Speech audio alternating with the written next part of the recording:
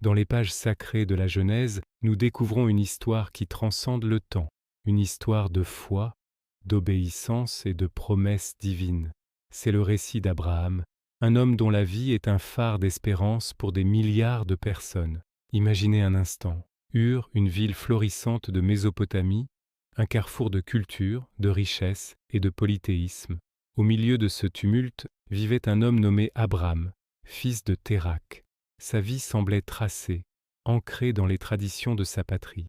Mais Dieu avait un autre plan, un destin bien plus grand que tout ce qu'Abram aurait pu imaginer. Un jour, une voix résonna dans le cœur d'Abram. Ce n'était pas la voix d'une idole de pierre ou de bois, mais la voix du Créateur de l'univers. Dieu lui dit « Quitte ton pays, ta parenté et la maison de ton père, pour le pays que je te montrerai. » Quelle demande extraordinaire! Quitter tout ce qui est familier, sa maison, sa famille, ses amis, sa sécurité. Partir vers l'inconnu, un lieu non spécifié, sans carte ni itinéraire. Pour beaucoup, une telle demande aurait semblé insensée, un saut dans le vide. Mais Abram n'était pas comme les autres. Il a entendu l'appel et il a choisi de faire confiance.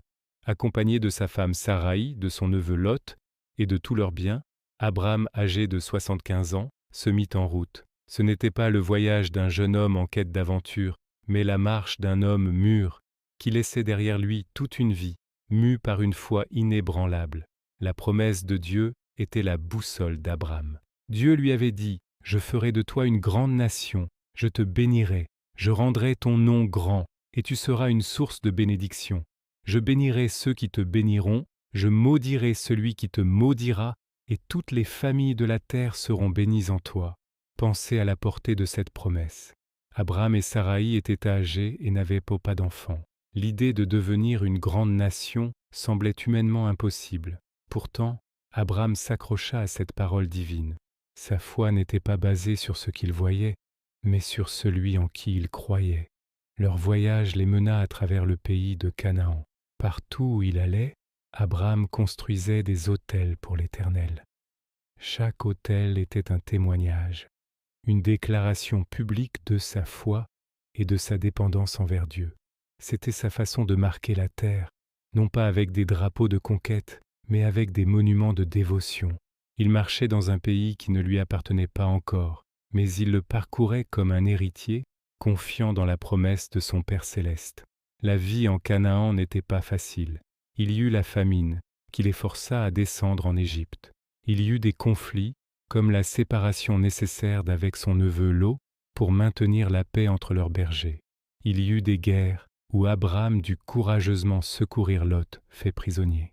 À travers chaque épreuve, chaque défi, la foi d'Abram était testée, affinée et renforcée. Les années passaient et la promesse de l'héritier tardait à se réaliser. Saraï, dans son impatience, proposa à Abram de prendre sa servante Agar pour avoir un enfant. Ismaël naquit de cette union, mais ce n'était pas l'enfant de la promesse. Dieu réaffirma son alliance avec Abram, changeant son nom en Abraham, qui signifie « père d'une multitude », et celui de Saraï en Sarah, princesse. Dieu lui dit « Quant à Sarah, ta femme, tu ne l'appelleras plus Saraï, son nom sera désormais Sarah. Je la bénirai et je te donnerai d'elle un fils. » À cette annonce, Abraham, âgé de 100 ans, et Sarah, de 90 ans, rirent. C'était un rire d'étonnement, presque d'incrédulité face à l'immensité du miracle annoncé. Mais pour Dieu, rien n'est impossible. Et comme promis, Isaac, l'enfant du rire et de la promesse, naquit. La joie remplit leur foyer. La fidélité de Dieu s'était manifestée de manière spectaculaire. Abraham avait maintenant l'héritier tant attendu, la preuve vivante que la parole de Dieu est vraie et certaine. Mais l'épreuve de foi la plus profonde était encore à venir. Un jour, Dieu appela Abraham et lui dit « Prends ton fils, ton unique, celui que tu aimes, Isaac, va-t'en au pays de Morija, et là offre-le en holocauste sur l'une des montagnes que je t'indiquerai. » Pouvez-vous imaginer la douleur, la confusion, l'agonie qui ont dû transpercer le cœur d'Abraham? Le fils de la promesse, le miracle pour lequel il avait attendu toute sa vie, devait maintenant être sacrifié. Comment concilier cela avec la promesse que sa descendance deviendrait une grande nation à travers Isaac? C'est ici que la foi d'Abraham atteint son sommet. Le texte biblique est sobre, sans fioriture. Ils nous disent simplement qu'Abraham se leva de bon matin, sella son âne, prit avec lui 2 serviteurs et son fils Isaac. Il n'y a pas de débat, pas de plainte. Juste une obéissance silencieuse et déterminée. Pendant 3 jours, ils marchèrent. 3 jours de silence où chaque pas devait être un combat intérieur. Arrivé au lieu indiqué, Abraham dit à ses serviteurs, « Restez ici avec l'âne, le jeune homme et moi, nous irons jusque-là pour adorer, puis nous reviendrons vers vous. » Nous reviendrons.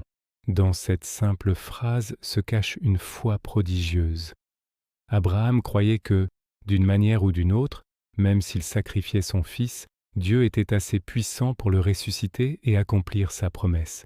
Isaac, portant le bois du sacrifice, demanda à son père, « Mon père, voici le feu et le bois, mais où est l'agneau pour l'holocauste ?» Le cœur brisé, mais la foi intacte, Abraham répondit par une des plus belles prophéties de la Bible. « Mon fils, Dieu pourvoira lui-même à l'agneau pour l'holocauste. » Sur la montagne, Abraham lia son fils et leva le couteau. À cet instant précis, l'ange de l'Éternel l'appela du ciel. « Abraham, Abraham, ne porte pas la main sur le jeune homme et ne lui fais aucun mal. Je sais maintenant que tu crains Dieu, puisque tu ne m'as pas refusé ton fils, ton unique. » Levant les yeux, Abraham vit un bélier retenu par les cornes dans un buisson. Il le prit et l'offrit en sacrifice à la place de son fils. Il nomma ce lieu Yahvé-Jiré, ce qui signifie « l'Éternel pourvoira ». Cet événement est allé être le point culminant de la vie d'Abraham. Il démontre une confiance totale, une obéissance absolue, même face à l'incompréhensible. Abraham a fait confiance à Dieu, non seulement pour ses bénédictions, mais aussi avec ce qu'il avait de plus cher. L'histoire d'Abraham n'est pas simplement un récit ancien, c'est une invitation pour chacun de nous. Sommes-nous prêts à quitter notre Ur, nos zones de confort, pour suivre l'appel de Dieu vers l'inconnu?